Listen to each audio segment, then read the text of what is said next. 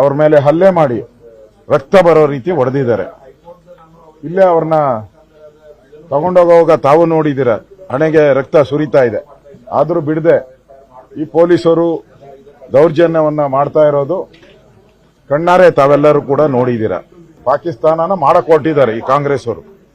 ಯಾರ್ಯಾರು ಈ ಸಿ.ಟಿ. ರವಿ ಹಿಂದೂ ವಿಚಾರವಾಗಿ ಹೋರಾಟ ಮಾಡ್ತಾರೆ ಅಂತ ಹೇಳಿ ಇವತ್ತು ಅವ್ರ ಮೇಲೆ ಹಲ್ಲೆ ಮಾಡಿರೋದು ಖಂಡಿಸ್ತೀನಿ.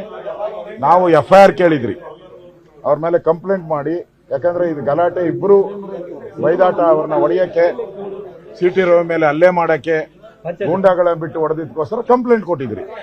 ಸುಪ್ರೀಂ ಕೋರ್ಟ್ ಆರ್ಡರ್ ಇದೆ, ಹೈಕೋರ್ಟ್ ಆರ್ಡರ್ ಇದೆ. ಯಾವುದೇ ಸ್ಟೇಷನ್ ಎಲ್ಲ ಕೊಟ್ಟರು ಕಂಪ್ಲೇಂಟ್ ಅಂತ ತಗೊಬೇಕು. ಇವರು ತಗೊಂಡ್ಲೇ ಇಲ್ಲ.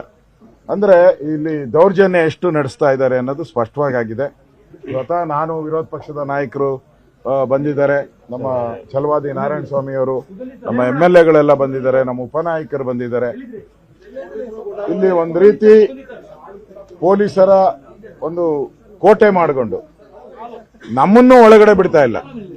ನಾವೇನು ಸಿ.ಟಿ. ರವಿನ ಎತ್ಕೊಂಡು ಹೋಗಕ್ ಬಂದಿದ್ದೀರಾ? ನಮಗೂ ಕಾನೂನು ಜ್ಞಾನ ಇಲ್ವಾ? ನಾವು ಹೋಮ್ ಮಿನಿಸ್ಟರ್ ಆಗಿ ಕೆಲಸ ಮಾಡಿದ್ದೀವಿ. ಪೊಲೀಸರು ಏನು ದೌರ್ಜನ್ಯ ಮಾಡ್ತಾ ಇದ್ದಾರೆ, ಅವ್ರು ತಳ್ಕೊಂಡಿದ್ದಾರೆ. ಈ ಸರ್ಕಾರ ಬಹಳ ದಿನ ಇರಲ್ಲ.